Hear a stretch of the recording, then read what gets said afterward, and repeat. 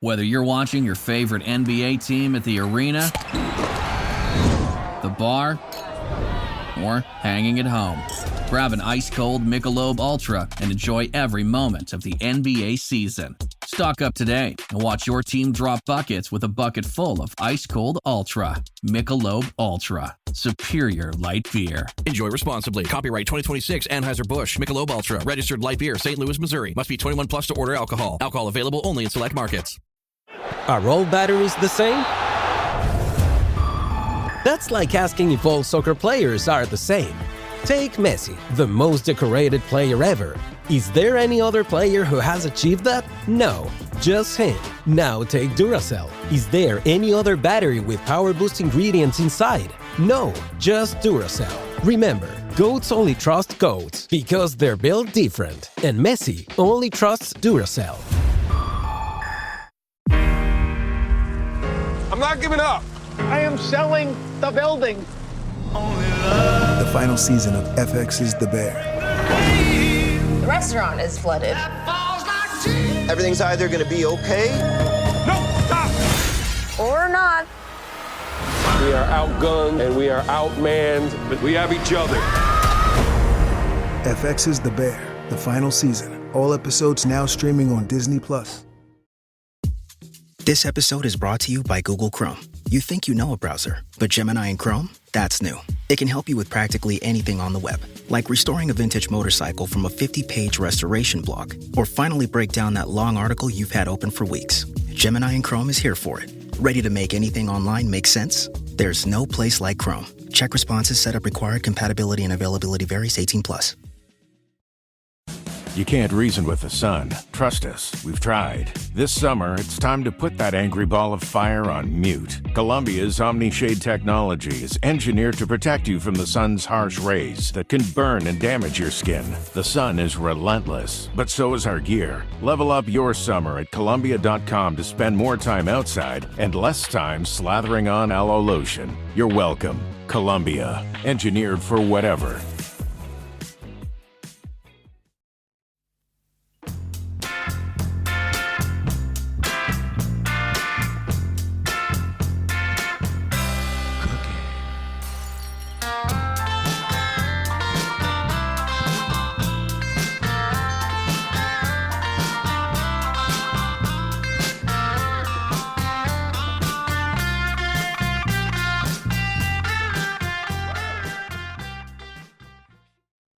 Hey everybody, it's Weird Islanders, the podcast, back once again. My name is Dan, that is Mike, and Mike, it is once again time to award the Don Cutts Trophy, the weirdest Islander of the year. We have our winner, courtesy of our vote at patreon.com/IslandersAnxiety. We have a bunch of other guys receiving votes. We have a second and third place finisher. We have a great guest. Look forward to this episode every year, and I can't wait to get started because this is truly a momentous day every time we do this. Yeah, it is. It's taken on a life of its own, and the trophy, the pretend invisible trophy that we have, we'll have to get a real one soon and find a way to get it to these guys and etch some names into it and stuff. But has taken on a life of its own. We said, we got to name it after Don Cutts in the first year when it went to Robert Bortuzzo. Then we forgot that we named a trophy after Don Cutts last year when we gave it to Tony DeAngelo. And this year Don Cutts is back. The Don Cutts Trophy is back, going to a very worthy winner, of course. And it's what blows me away about the Don Cutts Trophy for the weirdest Islander of the year is that the conversation basically starts on July 1st when the Islanders bring in, they make their first depth signing and throughout the season, there's a lot of talk and conjecture about who's going to end up being the weirdest Islander of the year. And there'll be guys who are named that end up becoming, important parts of the team. Like Mark Gatcomb, for example, is one. And then there are other guys who you don't think will end up being a weird Islander. And I think that's where we're at here this year. With this year's winner. I don't think anybody really had this one pegged as ending his Islander career, ending with his only award being the Don Cutts Trophy. So happy to get into it. Yeah. And that is also nice because it means we get to wipe the slate clean for next year too. And who knows, as we always say at the end of these episodes, when we award the winner, Like you just have no idea who you're gonna be talking about this time next year, and that's always fun to think about. Yeah, this guy, who we'll get to obviously much later in the show, had a very different path to the weirdest Islander of the year than either of the other previous two winners, because he started out with a lot of excitement and a guy we all thought was gonna, be a for real Islander, a solid Islander for, at least a couple of seasons. And about halfway through the season, it was like, I think this guy is trending towards weird Islanders territory. And then by the time it all shook out for him, it was definitely weirdest Islander territory. So he's a very worthy winner. Again, we're going to get to him in a little bit towards the end of the second half of this episode. But first, it's time to bring on our very special guest for the evening. You have heard her on this show before. She's our favorite Islanders webmaster, the one and only IslesChick herself, Lisa. Lisa, how are you doing this evening? Good. How are you doing? Doing very well. Thanks again for coming on. We really appreciate it. I'm several months late, but congratulations to you on getting married, right? It was in December. Yeah, no worries. You and your husband, Dave. Dave is also an Islanders fan. And he is a huge Islanders fan. Huge Islanders fan. And so we hear a lot about, spouses who they follow different teams and the family is split. One roots for one team, one roots for the other. And that has a set of challenges to be sure, but not everybody fans the same way. So even if you're rooting for the same team, I imagine that sometimes it can be difficult to kind of merge the two fandoms. Do you guys fan the same way, or is, even though you're rooting for the same team, are you maybe not 100% compatible the way you watch the games and interact with the team? No, we're definitely compatible with that. We have our favorites. We have our, it's kind of funny because, we talk about it all the way in because, we have a ticket plan and every year we're like, oh, at some point we're not going to get tickets again. This is so frustrating. And then we're always like, okay, we're back in, they always suck us back in. How many years have we been doing this already? It's like every single time, but we always get that same fluctuating feeling. And then we always come back every year. That's funny. Yeah, I'm sure there's a few people listening to this that are the same way, It's like, I'm done with these guys. And then October rolls around. All of a sudden you're like, maybe not so much. But it's good to hear, that you guys are fan the same way. This is never going to be a problem for me because my wife could not care less about the Islanders. She only acknowledges them because I watch them. And so she roots for them because I'm rooting for them. But otherwise she does not, could not care less. And of course, Mike's wife, Emily, famously on this show, is a Bruins fan, which is, they have had to have a playoff series against each other. Thankfully, they're still together and they seem to be going very well. Yeah, that playoff series was quite something. But we're through it. We're through it, and luckily the Bruins have eliminated the Maple Leafs enough that I'm casting the wool, in black and gold for those. So that certainly has helped our relationship, the Leafs situation. Yeah. I mean, you really don't have to worry when they play one team, and it's your own. So very interesting. But yeah, congratulations to you guys. Thank you, and thanks again for coming on. This is going to be great. So, as per usual, we will reveal our weirdest Islander of the year 2026 in the second half of the show. We're going to get to the others receiving votes. We're going to get to our second and third place finishers. Of course, all of this can be found at patreon.com/IslandersAnxiety. Sign up. Membership gets you ad-free episodes, bonus podcasts, written posts, chats with us. This is our last episode of this season of Weird Islanders. We'll be back next year, obviously. And you might be thinking, why would I sign up for a hockey blog, a hockey Patreon in the summertime? Trust me, we do stuff all summer long. Mailbags, country club atmospheres, all kinds of stuff we could pop up there. So never a bad time to sign up.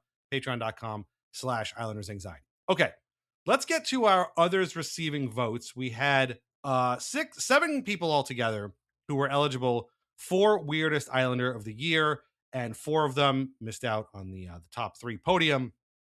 They were as follows: David Riddick and Travis Mitchell, each getting 5% of the vote. Marcus Hogberg getting 6% of the vote, and Cole McWard getting 7% of the vote. So 2 goalies and 2 defensemen. Before I ask you guys, your kind of thoughts on these dudes in general, we don't need to spend too much time on these guys. David Riddick is kind of the interesting one here. 30 games played.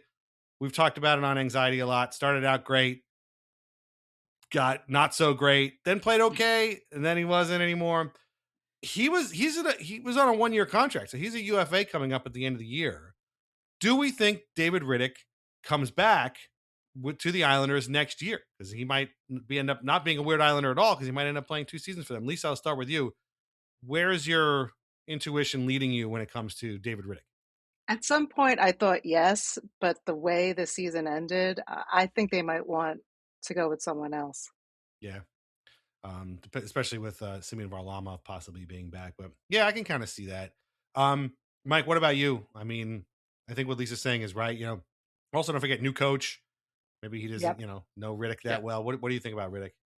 Yeah, I'd agree. I think that the right thing to do would be to not sign him before July 1st and just I think if they have to circle back to him, like go for it, and Right. you could see who wins the job between him and Varlamov and go that way. But yeah, I'm hoping that they at least don't like box themselves into a situation where they've like signed him on June 18th, and we're like, why would you do that before the free agency? There's no rush here. I don't think people are lining up to sign Big Save Dave after the way he finished the season. I definitely don't think so. No. Yeah. there was that one God, what was that game? It was it was part of the collapse, and he ended up getting pulled into the first period.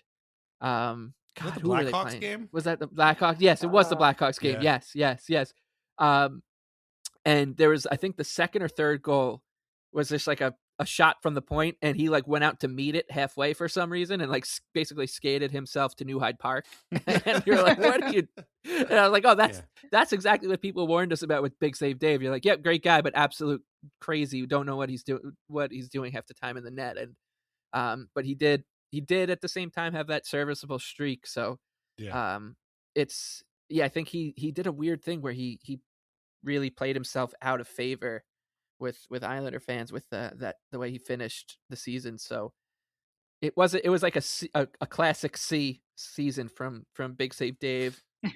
He did add some life to the extracurricular stuff, which was fun, and he seemed to really be a favorite amongst the players. So that always counts for something. And I think that if it is like a clean break here where he goes and off to another team, I do feel like his tenure will be remembered a little more fondly than if he signs, because I think if he does sign, like it's going to upset 98% of the fan base. Yeah. And I could see the fan base turning on the backup goalie in a way that we haven't seen since Chad Johnson. So God, little nerve wracking. Yeah, that would be bad. I mean, the only thing that's making me wonder or making me think he maybe comes back is something you mentioned, Mike. He's a great dude. Seemed like he really integrated himself really quickly into the locker room. People seem to like him. He's a funny guy. But I don't know if those vibes are enough to bring him back, because after November, it was pretty bad. And yeah, there was a couple of games there where, a big save could have helped the Islanders a lot. And maybe if he, wins a game here or two there, game or two here or there, they actually do make the playoffs, and that never happened. So I don't think he's coming back either, but you never know. We'll see. Stranger things have happened. Marcus Hogberg, we know, ain't coming back because he signed in Sweden, right? So via Condios, Marcus Hogberg, he had one game played this year. Bye, Big Hog. Yeah, bye, Big Hog. We miss him. Hit the hog in the head. We'll always have that, at least from Butch Borg. And then you have the two defensemen, Travis Mitchell and Cole McWard. McWard was actually kind of an okay signing. He had won an AHL championship with Abbotsford the year before. And Mitchell actually got 9 games in. He got the second most games of all these guys behind Riddick. And I don't know, he looked okay, I guess, for the most part. So, I feel like we'll probably see one of these guys again. If you had to guess which of these guys will end up playing the most games for the Islanders, who do you think it would be? Would it be Travis Mitchell or Cole McWard? I think they're both UFAs, but, maybe one of them comes back. I just feel like maybe they'll sign somebody for Hamilton, but I don't know. I do need more depth there, so maybe possibly, but I don't know. Yeah, I don't think they did anything to get themselves off the team like Riddick did, but I don't know. I mean, maybe it ends up being 3-9. You never know. 3 games played and 9 games played. Mike, what about you? Can you see either of these guys playing for the Islanders beyond this season? I don't think so. I guess I don't know. Maybe Travis Mitchell, because I feel like he's been around a little bit longer, and he could be like the Aaron Ness kind of guy where he's you'll have some young defensemen coming through the pipeline that will play at Hamilton. Sean Aitchison, they've had Pulkkinen and Cale Odelius there, and so maybe you go that way. But about their Islander tenures, I thought that like McWard, I'll put aside because I remember being like, wow, this guy is not very good. But Travis Mitchell played like a very classic number 9 defenseman role where the guy comes up, doesn't get himself into trouble. He was pretty physical, seemed to be willing engager in terms of like extracurricular fighting kind of stuff after whistles, which I liked. And I think that there was that rotation of guys that just like kept coming up between these two and Marshall Warren until they finally made the mistake of trading for Carson Soucy. But I thought Mitchell was like a perfectly serviceable depth guy that you can call up in a pinch. McWard, if I recall, played when the Islanders were going out west and like playing very late at night. I just remember being like, God, we got to get this guy off the ice. Like he's really struggling out there. And he also has a name that is very 1970s NHL. Like the Islanders, you'll like look at a roster from like their 1973 season and see like Cole McWard and be like, yeah, that is a very like Western Canadian name. I know he's from St. Louis, but like that's what he strikes me as. So I think that we'll put it this way. I 7-8 years from now, I feel like we'll be name dropping Cole McWard tongue in cheek, almost like poking fun at the tenure. I don't think we'll be doing that about Travis Mitchell. I think he kind of acquitted himself pretty well, and will join the likes of the Aaron Nesses of the world, where it's just a guy whose ceiling probably is playing 10 games a season, and that's what he did, and he did a good job. Grant Hutton kind of comes to mind, like those kind of guys. Yeah. Hopefully we never see one of those games again, but that first UBS Arena game where half the team was Bridgeport. It was all Travis. It was all Travis Mitchell's out there. Yeah, exactly. Exactly.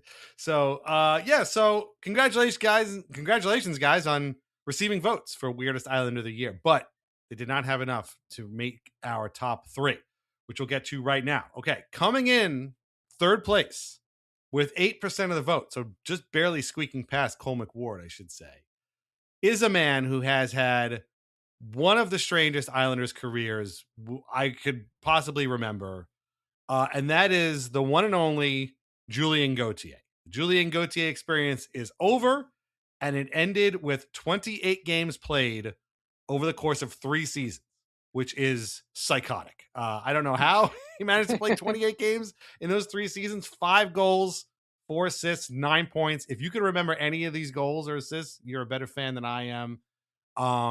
Played 27 games in 23-24, and then 1 game played last year. And like most people, I think, I forgot he was even still with the organization until February 24th, 2026, when he was traded to St. Louis for Matt Luff, who ended up scoring 13 points in 20 games for Bridgeport. I don't know what quite there is to say about Julien Gauthier. He seemed to come in and disappear as quickly as he showed up. Lisa, do you have any lasting memories of the Julien Gauthier experience in the New York Islanders? I mean, this guy's been around. He's played for the Hurricanes, the Rangers, the Senators, and he's got that speed. But in this case, the speed was used to come and go from Long Island about as quickly as anybody ever has.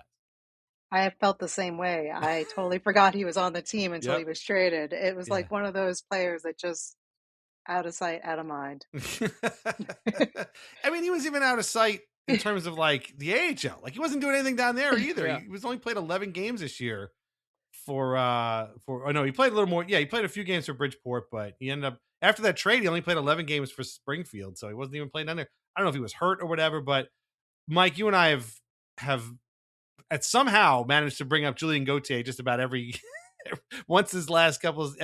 every year for the last 3 years, because it's so funny that he's here. But this year we just sort of forgot about him until he got traded. And then it was like, wait, I can't believe I mean, I don't know what the purpose of signing him was in the first place, but whatever it was, he definitely did not clear whatever bar he was supposed to, right? Yeah, he was basically the odds-on favorite for Weird Islander of the Year Yes. before last season. Yeah. And we were like, "Ah, well, it just wasn't meant to be," and figured that was it. There was no way this guy's coming back. And yeah, there were some, Matthew Darsh made some surprising moves throughout the season. And I don't know if I was more surprised than when they brought Julien Gauthier back last summer, this summer before the season, because I thought everybody, him included, was just like, this is just not working. I'm not doing my part. The team is not my fit. And the coach had very little patience with him. If he had one game not this past season, but the one before that, where he was playing and had like an absolutely unforgivable icing. And Patrick Wadras was like, that's the end of his NHL career for that. And we never saw him again, and figured, well, if he just continues to make these unbelievably low IQ hockey plays, there's no reason for him to come back. It just doesn't make sense. I kind of wonder if he was just like, hey, like, I got another year on my lease in Milford, Connecticut. Do you guys mind if I just stay with the Sound Tigers or something? And they're like, yeah, sure, whatever. Because he has the talent to be at least an AHL player and an NHL. He was an NHL first rounder. But boy, man, as you said, he's one that will go down as one of the strangest Weird Islander careers because of just, not only did it never get out of first gear, but for some reason it kept going in reverse, and the Islanders kept signing up for more. And that, and then, as you said, he just didn't play in the AHL really this season. And next thing you know, he's playing for the Springfield Thunderbirds, and we were like, what the hell? Julien Gauthier is still here? Like, what's going on? And so he's I mean, I'm not going to say I'm running out of words to say about Julien Gauthier, because I've got a lot, but I just feel like it'll end up with us in a very strange headspace if we keep talking about him. So happy that he's off the books for now. Who knows? Maybe he comes back. You never know. This guy seems to be full of surprises, his career with the Islanders. But just boy, he was no fun. And I remember people thinking that was a shrewd, tidy piece of business by Lou to get this guy because of his upside. And you saw right away that, there's a reason why he was cast aside by the number of teams he was before he got to the Islanders. Yeah, I was trying to find a guy, because it's a little bit like you were right. He was on the ballots, I think, for the last 2 years of Weirdest Islander of the Year voting, and now he's fully off the ballot. He's like one of those baseball guys that he gets dropped off the ballot after like 15 years. Like Jim Rice was that guy. He was going to get off, and then he finally he made it in. So it definitely he's not going to have his Jim Rice moment. Let's put it that. No, definitely not. He's off the ballot now forever. But very strange. I don't know if he quite hit tidy piece of business level when he was signed, but it was definitely like, okay, well, I mean, you saw the logic at least. You're like, yeah. And he had his fans on hockey Twitter who were like, yeah, this guy's got everything except for the head. Yeah. And you're like, okay, maybe like Lou is the type of guy that gets him to get that part screwed on straight. And it became clear very quickly that Julien Gauthier's head is unconquerable. So also there's always the, well, you know what? He didn't work out for the Rangers, but maybe he'll work out for us. Right. Kind of thing, which never happened. And which actually gets us to our second place winner. Talk about not working out for the Rangers. No, it didn't work out for anybody, but with a respectable 19% of the vote, it is defenseman Carson Soucy, who played 30 games for the Islanders after his trade from the Rangers. 2 goals, 2 assists, 4 points. Obviously, anybody getting traded from the Rangers to the Islanders or vice versa is a notable acquisition, no matter how bad he is. This is only the 4th player ever to be traded between these two since 1972. So it's been, it's a very, very rare occurrence. nobody was excited that they made that trade, and it just got worse from there.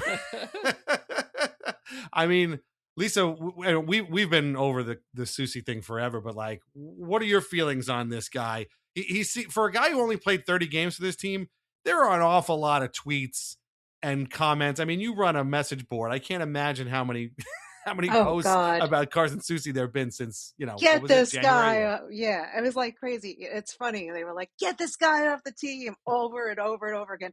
I mean, I didn't really know too much about him because he played most of his career, in the West. Right. But all I knew is that Ranger fans were happy to get rid of him. That should have been like right there. Yeah. Big warning. All he's worth is the same exact draft pick that he was traded for. It was like just a third rounder. Yeah. And everyone's like, well, maybe. And then it was like, oh, no, clearly this is not working out. Very quickly, everybody turned on him. Yeah, very quickly. And he never quite turned it around. Although it did start out with at least something that was kind of funny and will always be funny, in that he scored a hilarious goal against the Rangers and Jonathan Quick at Madison Square Garden. An impossible angle that I don't know if Jonathan Quick owed him a favor or something, like, because that goal should have never went in from anybody, let alone Carson Soucy. 2 came in the game in which Alex Ovechkin broke Wayne Gretzky's record. There you go. That'll be a trivia. Shot by Soucy, score! Carson Soucy from the bottom of the faceoff circle, hitting Jonathan Quick. So the former Ranger playing in his second game with the Islanders, both against the Rangers, gives the Islanders a 1-0 lead. So they acquire Palat. He gets 2 points last night. Islanders acquire Carson Soucy. And this puck, Jonathan Quick gets himself in an awkward position as the Islanders get possession of a puck that probably should have gotten out, right? It never gets out. Now, come to the boards. Look at Quick's position. He's down, and there's that gap between the top of his pad and his elbow. And what finds that is the puck. Oh, boy, oh, boy. You're coming from the Rangers. You're starting off on the wrong foot. You're not playing well, and it just keeps getting worse and worse. And then Patrick Waugh kept trotting him out there, mainly with Scott Mayfield. And maybe we can pin some of this on Mayfield. I don't know. I mean, Carson Soucy's played 441 games in the NHL. Like you said, he played for Minnesota and Seattle. He must be one of the few players in the league whose most games played were for the Seattle Kraken. Like there's not a ton of these guys, let alone, come play for the Islanders. And he played for Vancouver, obviously, who signed him to a big contract. They traded him to the Rangers. So like this guy has a body of work. And I don't know if he would have played 400 games before coming to the Islanders had he been this bad. Right. But there's no question he was bad here on the island. So I don't know if that's coaching. I'd like to think it's coaching, but I don't know. Maybe it's his D partner. I don't know, Mike, did we ever come up with any particular reasoning why Soucy was this bad? But he became unplayable. And on one hand, you're like, you got to get this guy off the team. On the other hand, it's like, why all of a sudden is he this bad? Like they couldn't have traded for this guy thinking he was going to be like this. I mean, that doesn't make any sense. Well, yeah, I mean, if we go back to it, it's funny how his Weird Islander, his arrival here as the number 2 Weird Islander of the year, runner up to the Don Cutts winner, is correlated to the a couple of the guys who were in the running, Cole McWard and Travis Mitchell, and the Islanders were just rotating that spot next to Scott Mayfield for so long, and nobody was really grabbing it and running. And then we said, got to just get an NHL body. Matthew Darsh listened. There was injuries. Yeah, there were a lot of injuries, and he got the wrong NHL body. Yeah, he just, and not only did he get the wrong NHL body, he got the wrong NHL body from the wrong NHL team. Yep. That was, yeah, exactly. So what was really funny was when that trade was made, Ranger fans were like, oh, this is great. But at the same time, they were in such a bad way that they couldn't even properly gloat. So it was like Islander fans were commiserating about the trade, and Ranger fans were like, yeah, this guy sucks, but what are we going to say? We're so bad. And then his first 2 games were against the Rangers. As you said, he scores that weird angle goal. Another guy who wasn't particularly good, except for his first game as with the Islanders in that first series. I thought it was really funny that when at the end of the season on my board, people were saying that it was a rare Drury win. That it's like you basically let Drury actually win a trade. Like they're like, how is that even possible? That's really what I mean. It's sad, but they were like, it's a deal that he basically won. Yeah, and which is really unfortunate. And like it's funny too because the same thing would play out with the other guy who was acquired that week, Andre Palat, who was like, why are we giving the Devils picks? And well, I guess they got a pick back that we gave up. The Islanders gave up Siplikov for him, and it was like, why are we helping the Devils here? I don't understand. And when Devils fans are like, oh my God, thank God they picked up, they took Palat off our hands, and Rangers fans are like, oh, thank God they took Soucy off our hands. That's bad. Like that's really, really bad. And that probably is why Matthew Darce is kind of his standing with the team is where it is right now. But yeah, Mike, any final thoughts on Carson Soucy, who again is a UFA? I highly doubt he's going to get re-signed. Right? Don't even. I'm really interested to see where he ends up and how it's if it's going to end up being like a PTO at this point. But you mentioned it, like he did play with Scott Mayfield, and it was so clear from day one that you cannot play Carson Soucy and Scott Mayfield together at a defense pairing. It ended up being like it could have been your first 4 days watching hockey and watching the New York Islanders, and you'll be like, why are those 2 guys playing together? Because they were just the exact same person with the exact same flaws, and they just exasperated they brought the worst out of one another. and it just didn't go well for Sushi, as Butchie would call him. Yes. Nor Scott Mayfield. And yes.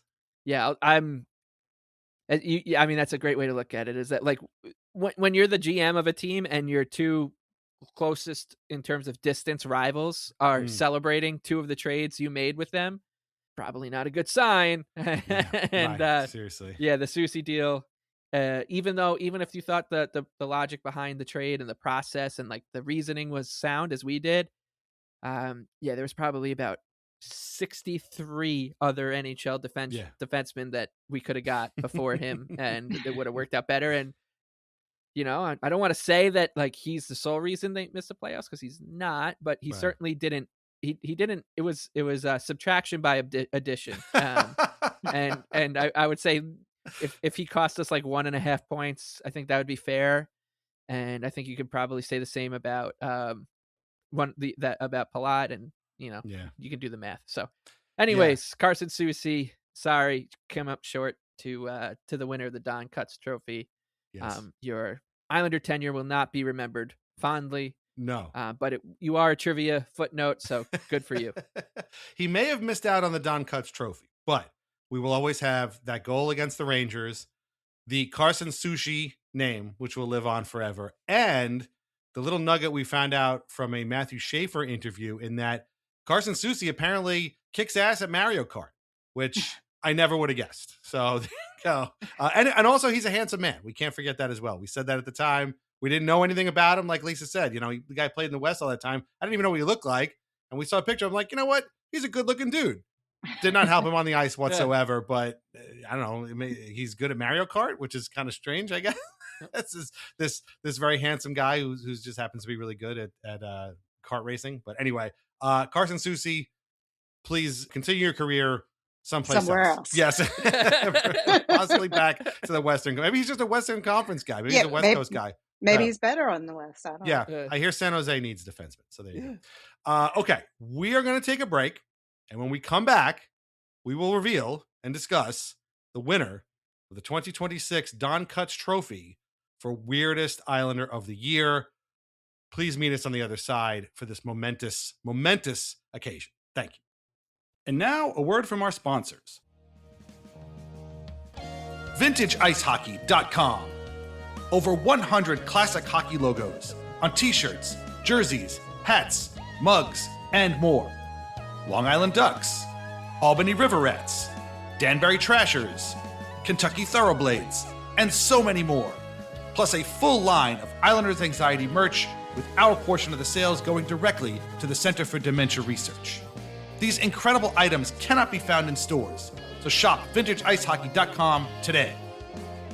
Relax, sit back, and enjoy wine from The Pinot Project.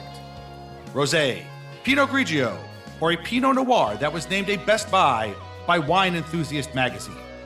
These wines are delicious, affordable, and available at area wine shops and at UBS Arena.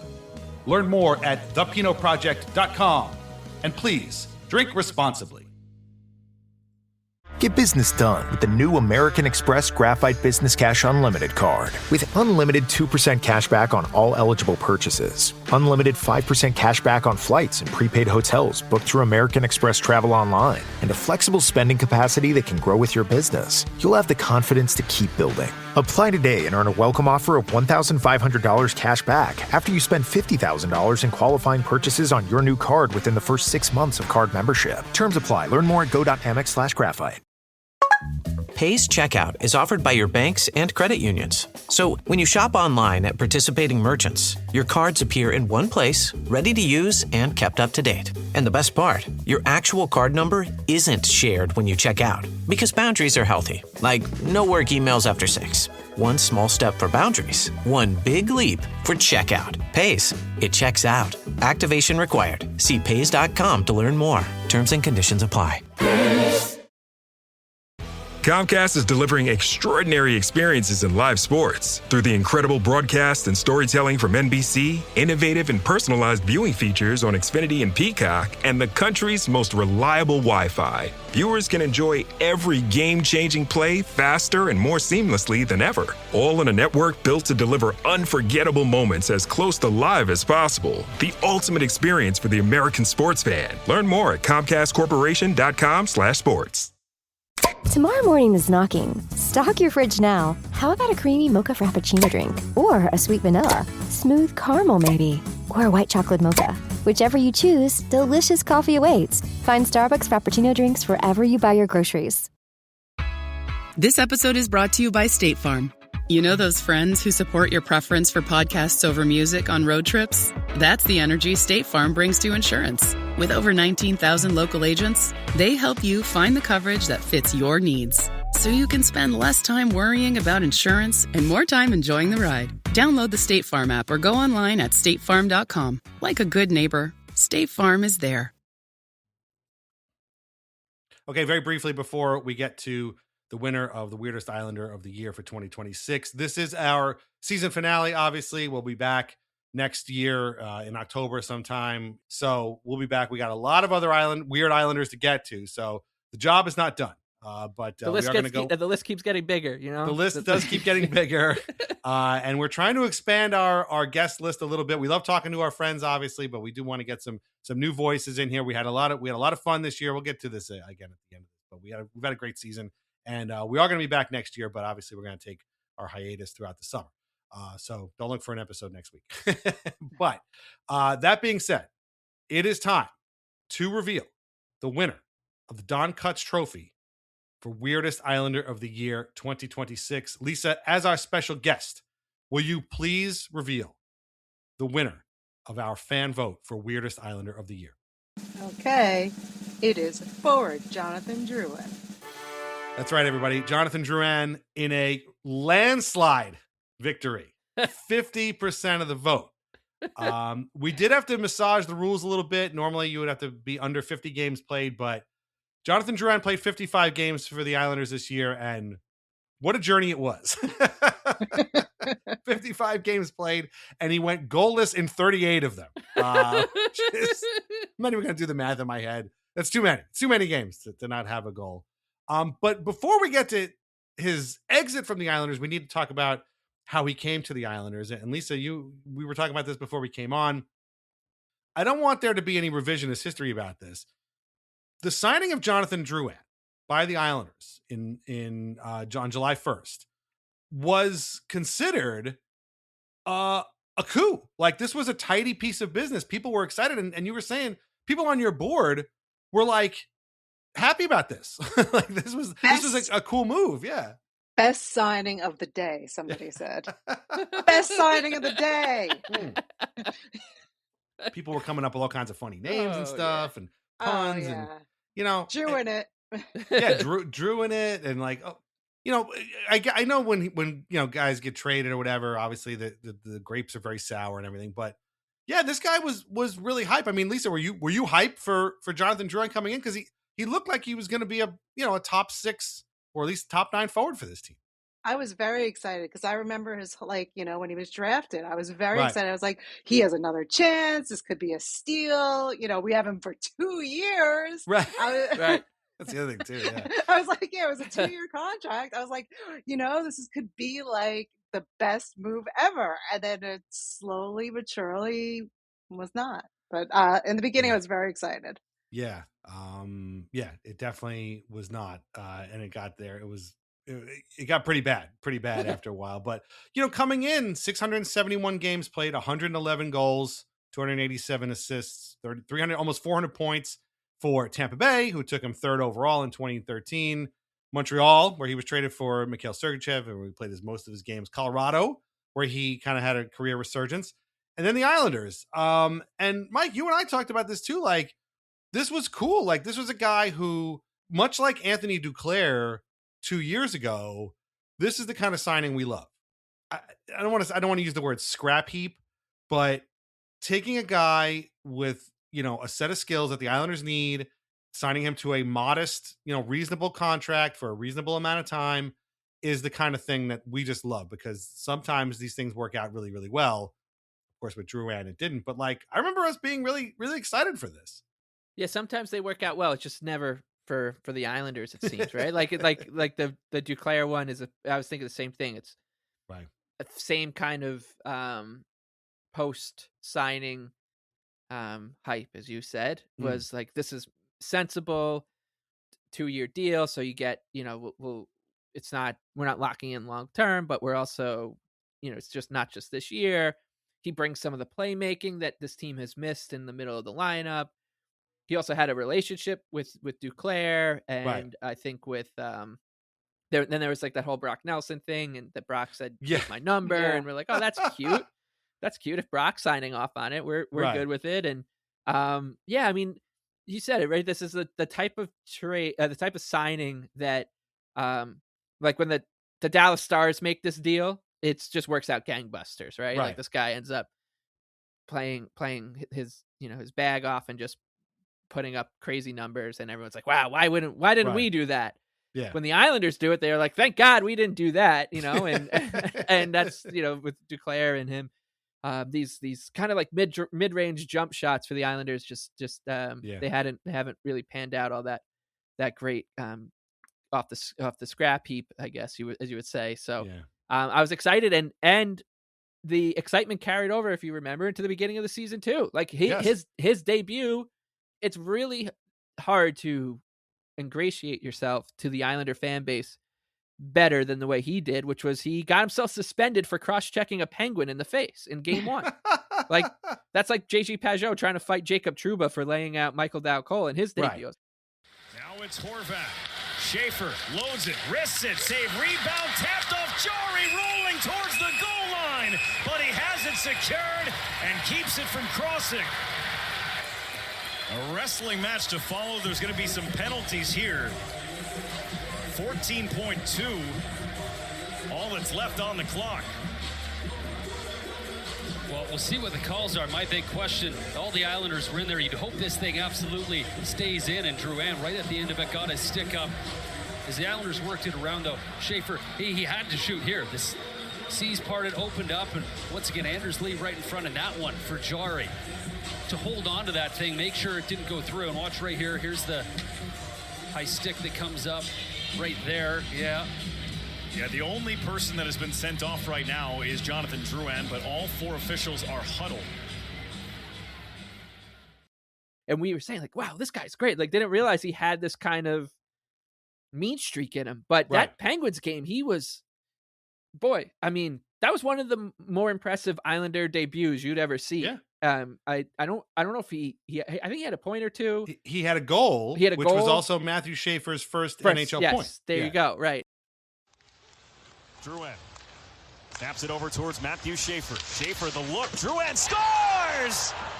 Schaefer will get his first point in his first game as Jonathan Drouin, his first as an Islander, ties it here in the first. And eventually, the Islanders, as it got going, he settles back in and watch him retreat in the middle of the ice. And then a lot of defensemen, you're seeing it now. Lane Hudson does it all the time. Find yourself on the half wall. Well, what does it do to the other team? As Jonathan Drouin, congratulations on his first goal as an Islander. He doesn't get everything on it, but it creates confusion and opens up some lanes and some gaps, and Drouin finds that perfectly. What a start for the first two Islanders. How about that excitement?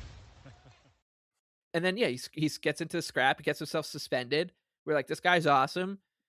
Kind of carried that level of play over for the next week or two. And we're like, yep, I'm a Drouin guy. I think I said, like, I like the cut of this guy's jib. And all of a sudden, it all went away. It all went away. But an amazing start. I mean, it's hard for me to just, as much as I wanted him gone by the time he was gone, I will remember that debut very fondly because it was, I was laughing about it while it was going on. It's like, this guy he really hates the Pittsburgh Penguins.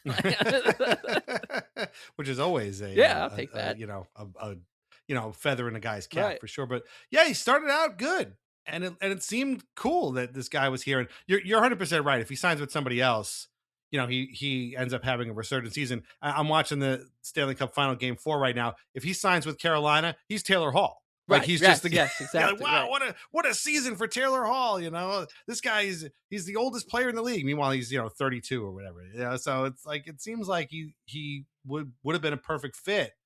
And up to the middle of November, he actually had some pretty decent numbers. And then he just, I don't even know how to put this. Like, he just went missing for the next 3 months from November 16th until the point where he was traded to St. Louis. We'll get to that in a minute, in early March. He had 0 goals. And I think I want to say 4 assists, maybe 7 assists. I'm not sure. It was nothing. It was absolutely nothing. And yet he was still trotted out. He had in his first 17 games. This comes from Eyes on Isles. He had in his first 17 games, he had 3 goals and 11 assists. It's not bad. 14 points in 17 games. Sure, sign me up. Then starting in November 16th, he had 6 assists. That was it. And yet he was out there every single game. Every night, yeah. Every night on a different line with a different couple of guys, because that's how Patrick Waugh rolls. Different lines every single night. And nothing worked. And he went, again, in case you missed it a few minutes ago, 38 games without a goal. That is how a tidy piece of business becomes. Get this guy out of here. Lisa, as you're bored, as the season goes on, I'm guessing a lot of those positive comments from people at the beginning of the season start turning a little bit more sour as things go on. Maybe not quite Carson Soucy bad, but I got to think that there were more than a few people who were like, all right, enough with this guy already. He could not get scratched. He could not be, I don't know, done something with, put on waivers, something, anything. It was just, he just kept going out there and being a black hole of offense for a team that just didn't score anyway. It was horrifying. And I started to feel bad for him. What was really funny was when they first signed him, everyone was concerned about him being injury prone. Right. They're like, this guy's made out of glass. I don't know if he's going to last. He's going to get hurt. Then Darsh called him an elite power play player. And everyone was, he did. And everybody was really, and he could play in the top 6. And everyone got really excited. See, that was the thing. It was like Darsh kind of talked him up. They're all worried about injuries. But no, he's playing. He's just not scoring. So it was completely opposite of what everyone was expecting from him. Yeah. And then it was like, he stinks. He's terrible. It went quickly. It was downhill very, very quickly. Oof. I didn't remember calling him an elite power play guy. I found the quote. I was like, oh, geez. That's the kiss of death right there. And that power play. And they had his I remember one Islanders writer in particular making a big deal about Ray Bennett being his power play coach in Colorado and being like, oh, Drouin and Bennett are going to cook on the power play. I'm like, we heard this about Duclair, Horvat, and Barzal and Siplikov's like cool moves in front of the net. And nothing will turn this power play. Not even Matthew Schaefer was able to turn this into a power play into anything serviceable. I'll tell you this, by January, they were saying waive him. Yeah. Right. Which is crazy because he, as we were saying, you said what, 11 points in his first 14 games or something like that. That kind of 14 points in 17 games. And it's like a 65-point pace. Right. and like Lisa said when we first started talking about him, he was on a 2-year contract. Right. So like you waive a guy 4 months into a 2-year contract, you're on the hook for this for however long, and so. What seemed like a pretty reasonable, deal for a guy who could play became a real albatross. It felt like the kind of signing the Islanders made before the 06-07 season when they were just like signing a bunch of guys to 3-year deals, Witt, Sillinger, those kind of fights. Yeah, right. Like it felt like that. Like had the Islanders signed Jonathan Drouin on July 1st, 2006. Would have been great, but they made a 2006 signing in 2025, and he just, you kept saying it, Dan, he didn't stop playing. Yeah, he just was out there every night, top 6 in a really cushy spot in the lineup when guys like Simon Holmstrom were certainly knocking at the door to take that spot from him and probably should have, and he never really went down to like the 4th line to be like, hey, let's or into the press box to get your head right. None of that ever happened. And you could, I think we even said this on the show, like it's one thing to be like, oh man, that player is lacking confidence right now. Anthony Beauvillier is a perfect example. We'd be like, when he would go into one of his classic coolers and we'd be like, yeah, Beauvillier hasn't scored in like 13 games. And you can kind of see, droughts are nothing new for the Islanders. Bailey, Beauvillier, Grabner, all these Eberle, guys. Nelson, Nelson. Yeah. Like even Barzal. But you could see them as they're like starting to come out of them. Right. With Drouin, he looked like the embodiment of a player who was snake bitten and completely devoid of confidence, and somebody who was essentially saying, "I got to get out of this place." And I do wonder now, like just thinking about it, if like Patrick Waugh was afraid to scratch him because he didn't want to show up the GM. Like this was the GM splashy summer signing. Like, I wonder about that a little bit, but we'll never know. I don't think. Oh, actually, that's not true. I'm sure Patrick Waugh will certainly let us know. 4 years from now when he's coaching some other team, he'll be like, it reminds me of Jonathan Drouin when the GM Darsh told me I must play him. I mean, I don't want to make this into yet another Patrick Waugh referendum because we had many, many, many of them over the course of the last 2 seasons. But with Drouin and Soucy, I do wonder how much coaching played into the struggles that they had. I'm not absolving them 100% because ultimately it is on them. And like you said, Mike, watching Drouin play was painful.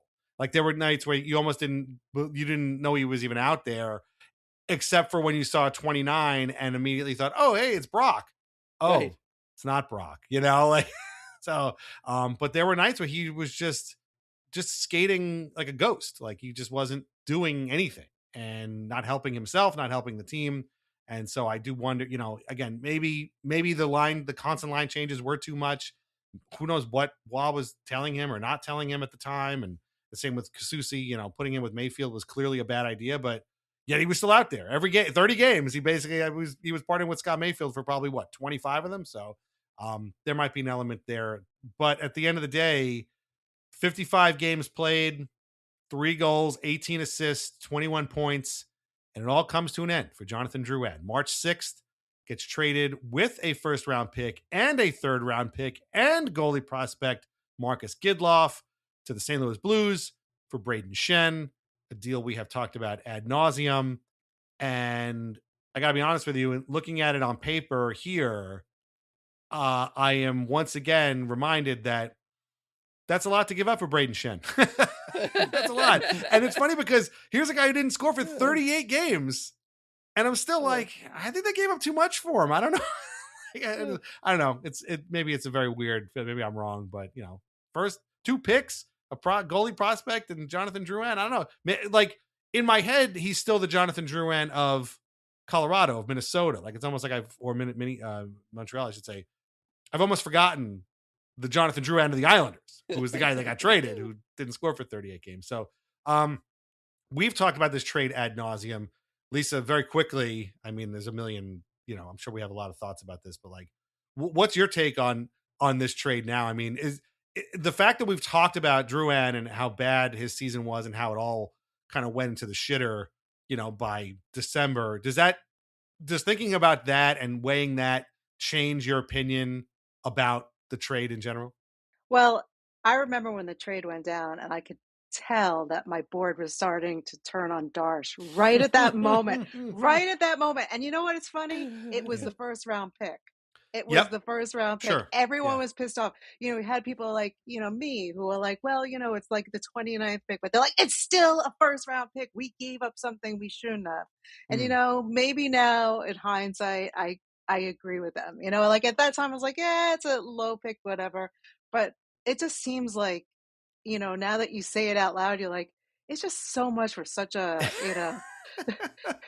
for Braden Shen. You're like, I don't know. I know he was, but it's just so much for Braden Shen. I know. We've talked about this trade literally every week for 3 months now. And I looked at that when I wrote that out. And I'm like, and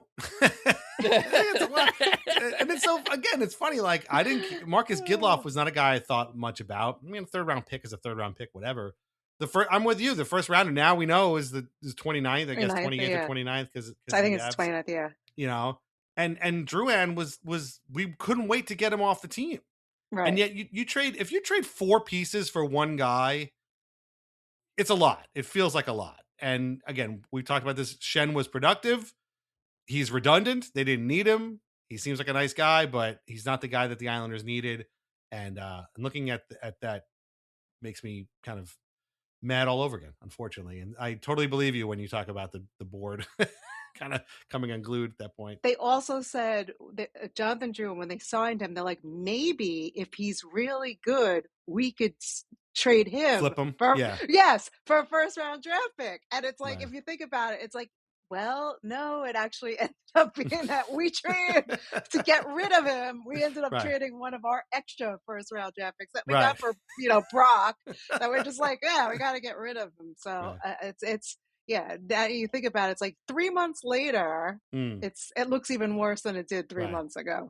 What's the opposite of a flip where you have to, instead of getting assets for a guy you didn't pay much for, you're actually giving up assets to get rid of that guy?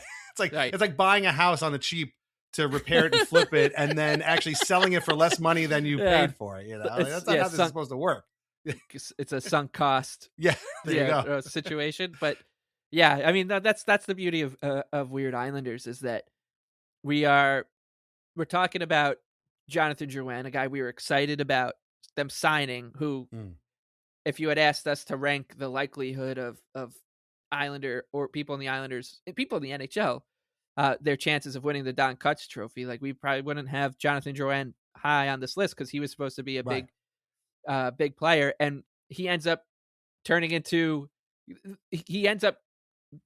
becoming persona non grata, and then the GM does get rid of him in a very controversial deal. It's just like an incredibly strange character arc for this guy that they did cut bait with him. Oh yeah, like that's good. What a relief. Oh no, actually they might have made it worse. It's amazing. So he's now, not only is he now the disappointing player, but he's also the disappointing player, as you said, that they had to do the opposite of a flip with, right? To get in a bizarre trade. And I was in Miami, I remember, for the trade deadline, and seeing this deal trickle in, and people obviously were very upset and very confused because they just didn't need Braden Shen, and that was confusing. And then when people saw that, Jonathan Drouin is part of it, it made like a little bit more sense. Right. And then everyone was like, oh wait, no, I'm actually still pretty pissed off about this. Like there were probably other ways you kind of got Jonathan Drouin's money off the books. We see it happen all the time that every other team has no issue doing it. But yeah, so an incredibly strange trade, and Jonathan, Braden Shen now has a lot of work to do through not really any fault of his own, honestly, to like put himself in good graces with the Islanders fan base. And it's very strange that we're going to go into a season next year where there's going to be like half the team where Islander fans would be like, you better fucking show me something or else I'm gonna be all over your case. Like the list is long, a lot longer than it's been in quite some time of players who fit that mode of potential scapegoat list. The list is quite long. So and Jonathan Drouin is off that list. He wasn't on the list going in too. So this is an absolute crazy character arc, and a good reminder that when these trades and deals go down in this summer, it might look good on a chart, and it might look good on paper. It might be called a tidy piece of business, but 7-8 months later, they might be getting the Don Kutch trophy. So you just never know. Nobody knows. Yep. You never know. One day your GM is like, hey, we want to trade you. And, the guy we're trading you to is Patrick Waugh. And you're like, oh, wow, this is great. I love Patrick Waugh. He's one of my heroes. And the next thing you know, he's fired and you're stuck. You got to make up for Jonathan Drouin. One last thing, though, because I thought this was very funny. Lisa, as we mentioned, your husband, Dave, also a huge Islanders fan. And, for most of us, Jonathan Drouin is, like you said, out of sight, out of mind. He's St. Louis. By the way, he scored. He has his 38 game drought, gets traded to the Blues, scores immediately in his first game for St. Louis. Of course he does. To the corner straight away. One-timer Drouin, he scores! In his first game as a Blue, Jonathan Drouin picks up his 4th goal of the year, first on the power play. But only 9 games played. He was scratched a bunch of times, of course, for the Blues. That was his only goal. He had 2 assists after that as well. So it wasn't like, he lit the world on fire for St. Louis. But for most of us, he's out there. He'll come back with the Islanders next year. Apparently he was pretty positive about his Islanders experience. We'll find out more whenever the Blues, come to Long Island to play next year. But your husband, Dave, has a lasting souvenir of Jonathan Drouin that nobody else has. Please explain this. He told me about it. He has a signed puck. You know how they do the the mystery puck. So if you go early enough, because they run out very quickly, certain games they do them for theme nights or whatever, and you pay money and then you go and you open it up. I don't even know if I was at that particular one. I don't even remember, but he opens it up. I was like, Jonathan Drouin. It's like, great. Yeah, that's really funny. My dad got he was like on the video, the Jumbotron this season, and he did like whatever, some one of those little trivia games when he went with his friend, and he got a signed puck as his prize for winning it, and it was Anna Boquist. So I mean, I don't know who I think if your husband asked to trade Drouin for Boquist, I'd give it a think, but I think I'd keep Boquist over Drouin. And on that note, I was wondering, as someone who just absolutely loves walking the concourse and bumping into a Mike York jersey or Brad Lukowicz jersey, I really wonder if there was ever made a fan bought Jonathan Drouin jersey, and if we will ever see one in the concourse. I really hope so. I think so. I hope so. I hope somebody that I mean, if I had deeper pockets, that Penguins game, I probably thought about it. I can't remember back that far, but I was probably like, I got to get a Drouin jersey. This is amazing. But the Nelson thing makes it a little complicated too. So but I really wonder if we'll see a Drouin jersey. Or if he will be like a Sebastian Aho, where it's just I'm still looking for my first Islander Sebastian Aho jersey in the wild and haven't found it yet. I'm guessing that there is a game-worn Jonathan Drouin jersey that will find its way to Isles Lab and will end up on the auction site. If you've ever seen the site, it's they got everybody's jerseys there, and they're insanely expensive, obviously. So, but they're out there. I mean, he wore the jersey, so they are out there. I don't know if anybody bought one, but there's still a good chance you might see one in the wild because somebody, might win an auction or, win some kind of contest or whatever and end up with a Jonathan Drouin. I mean, our friend Keith Dallas has a closet of weird Islanders jerseys because he kept winning these jerseys off your back things. And so he ends up with Mike Mottos and stuff like that. But I don't think Drouin is that, but you're right about the 29, you could easily get a Drouin jersey some way and then make that into a Nelson jersey very quickly, so, which nobody would know. And then you would be the only one who knew surreptitiously that you had a Jonathan Drouin jersey and you'd be like a undercover spy. But anyway, yeah, that's Jonathan Drouin. We're very deserving winner of the Don Cutts Trophy for the weirdest Islander of the year 2026. Didn't look like it was going to end up this way, but I'm glad it did. Yeah, because this is and our first runaway winner and our first forward also to have won. So all very fitting. Lisa, any final thoughts on the Jonathan Drouin experience? What a roller coaster in just 55 games. It really was an experience. It truly was. It's always you always know that a player has caused some serious trauma when there's no adjective in front of experience. When you just say, "Oh, it was an experience," that's what, because there's no real way to succinctly say, right? What the Jonathan Drouin experience was, and right. Another reason to love the Don Cutts Trophy is that the three weird Islanders that have won it, Robert Bortuzzo, Tony DeAngelo, and Jonathan Drouin, they kind of scratch different itches of weird Islanderdom, right? Like Bortuzzo was just a guy who showed up for a little while, kind of made us laugh, fun, had a wonderful moment, and was just the twos, right? He was just a cool dude who played for the Islanders for a little while, and that was that. Tony DeAngelo, we were like, what on earth and is he doing here? And then we're like, oh, this guy's, he's playing very normal. His outsized, polarizing kind of hockey career didn't match what he was doing with the Islanders, which was just like kind of just being a stabilizing force and all that. So it was like a very weird experience. And then there was, Drouin, who just a roller coaster wouldn't even, sum it up. This was something else. This was a fever dream. And so yeah, it's the very, very different weird Islanders from different backgrounds and different career arcs, and but they all now are proud owners of a Don Cutts Trophy. Their names are engraved. The guy with the white gloves who carries the Don Cutts Trophy around. It's Don Cutts. Don Cutts. Don Cutts. It's the only guy who can carry it. Yeah, that's right. Yeah. Oh right. God. So he can hand it out, but you're right. They've all been deserving. I know some people are like, "Oh, Tony re-signed. How can he still?" Trust me, it was weird, and there was no.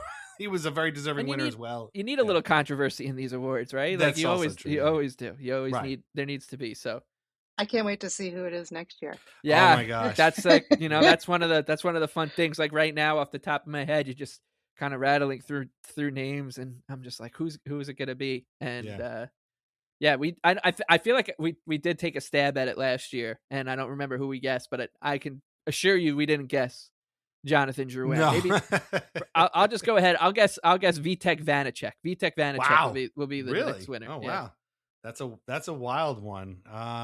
Yeah, I don't know. I feel like they probably. I don't even know who's a UFA this I don't know. year. Yeah, I don't even know if he is. But that's the fun. But I at this time last year, I probably didn't know that Jonathan Drouin was a UFA. Right. Who's still eligible is Andre Palat. Because he only played 29 That's very games. True. That's very true. Right. He comes in next year and is either waived or just doesn't play all that much.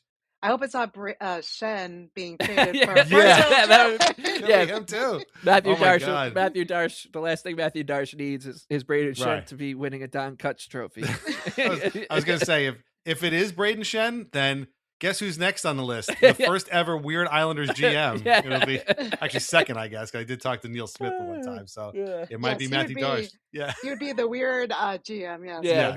Exactly. Yeah. So, but you're right. He's very much the Builder live. Hall of the what is it? The Builders Wing of the Hockey Hall of Fame. Builders Wing of well, I mean that would be it's the Mike Milbury builder's wing of Weird Islanders. Since he is at fault for most of these guys. Yes, there you that's go. true. This has been a lot of fun. I hope you guys have had a great time listening to this and listening to our season as a whole, because we always have so much fun making it. Lisa, I hope you've had a great time joining us. You've been a wonderful guest to have on here again. I wanted you to come on this whole time, and it was really great to get you on again. My final question to you is, how many times are you going to be seeing Fish this summer? 5 times at Madison Square Garden and 2 times at Merriweather, so 7. Wow. So this summer coming up, just 7. A 7. Just 7. 7. Yep. Just 7. Just 7 this summer. Wow, that's amazing. Do you have any like crossover Fish Islanders wear that you wear? I mean, Yes. yeah. Actually, some of their best shows were at Nassau Coliseum. So wow. there is I have a shirt that looks like an Islanders logo, but it's definitely a Fish thing. Well, there you go. Well, listen. I've been to one Fish show in my life. And it was, my friend just brought me, he's like, just to experience it. And it was, it's not my jam, bands aren't really my jam, but I had a great time. But I used to go to this bar when I used to work nights in the city, right by Madison Square Garden. And when it was the Fish run at Madison Square Garden, the bartenders, they couldn't have been happier, because they're like, this is the best couple weeks to work during the year, because the Fish people are so happy going to the show and they're happier coming back.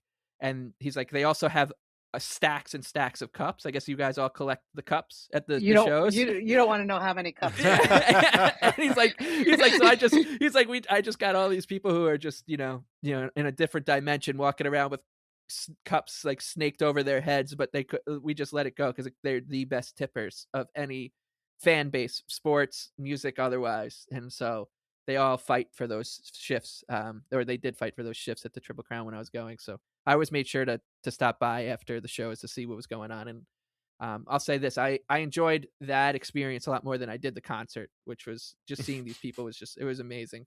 I have a lot of respect for people who devote that much attention to Fish. Yeah, it definitely is something. I saw, my wife and I like to go to these Love Rocks charity concerts they do in New York City. And last year, Trey Anastasio was there. And I'm not a Fish fan myself as well. And I have great respect for Fish. I had no idea that Trey could shred the way he was shredding at this concert, which was a lot shreddier than I expected. A lot of great guitar solos happening. And he was right up there. And they closed the show by playing Good Times, Bad Times by Led Zeppelin, which was awesome, with a whole bunch of other big time artists and celebrities. And it was great. So if you are at a Fish show this summer in New York somewhere, and you see a lady wearing a Fish Islanders hybrid shirt, you know it is Lisa. So say hello. It is me. It is probably me. You be nice. And to her husband, Dave, of course, as well. And tell him we said hello. And have a great time. That's awesome. I mean, to see the same band 7 times is astounding.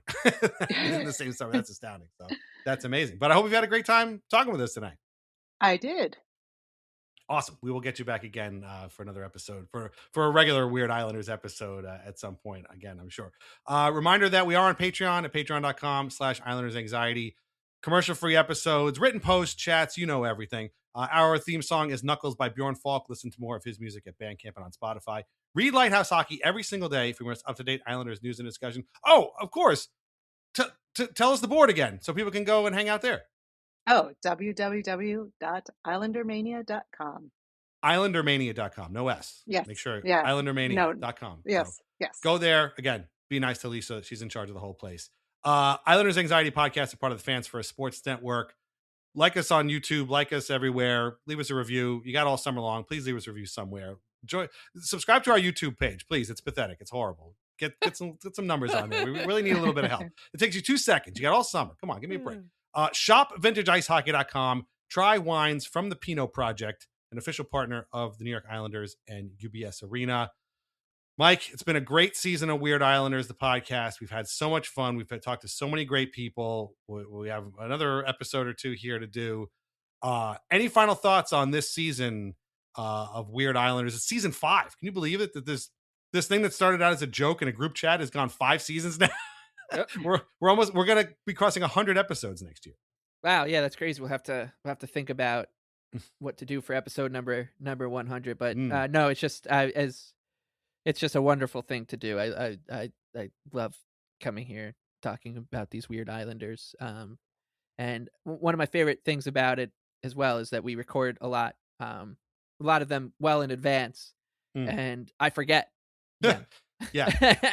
And then like they come out in February. I'm like, oh man, I've been when we finished recording this Tom Chorsky episode, I was like, that was a lot of fun. I can't wait for it to come out. And then they come out. And I'm like, wait, who was the weird Islander that we got? Oh yeah. So yeah, very excited but to bring it all back, it's been a lot of fun. I've never heard one person, I know not every podcast is for everybody, but I've never heard anybody be like, Weird Islanders isn't, it's a bridge too far. So that's great. That's great to know. And as you said, I can't wait to get more guests on and talk about more of these guys, because they are, unfortunately, we've got a lot of more Weird Islanders than great Islanders. So it's what we got to do. Yeah.